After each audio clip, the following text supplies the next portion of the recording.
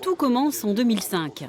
La ville de Limoges souhaite valoriser son patrimoine historique et son savoir-faire d'excellence, la porcelaine. Pour cela, elle décide d'associer le contenant et le contenu et crée Toc et Porcelaine. Grâce à la manifestation, le contenant a perdu son image ringarde. On est sur un matériau qui évolue en permanence par le biais de designers, par le biais de créateurs, mais aussi sur le plan scientifique. Donc c'est aussi l'occasion de faire descendre la porcelaine dans la rue, de la montrer, de permettre aux porcelainiers de rencontrer un nouveau public. Côté contenu, on fait appel à des chefs. De la première année, plus d'une vingtaine aujourd'hui. Les producteurs et les artisans locaux se joignent à la fête et sont chaque année un peu plus nombreux.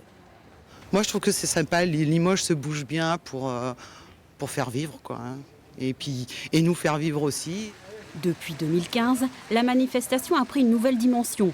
Désormais, elle fédère des acteurs du monde culturel, associatif, économique et même éducatif. On a beaucoup d'élèves qui sont assistants des chefs qui participent donc à cette manifestation. En plus, la porcelaine, écoutez, porcelaine de Limoges et gastronomie, forcément, ça peut faire que bon ménage, entre guillemets.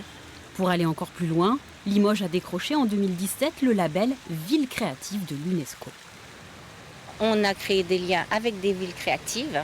Donc on aura 2 chefs étrangers. On va essayer de créer des liens plus forts. D'ailleurs, il y a un chef qu'ils ont demandé de Limoges qui va partir pour la foire internationale de la truffe blanche.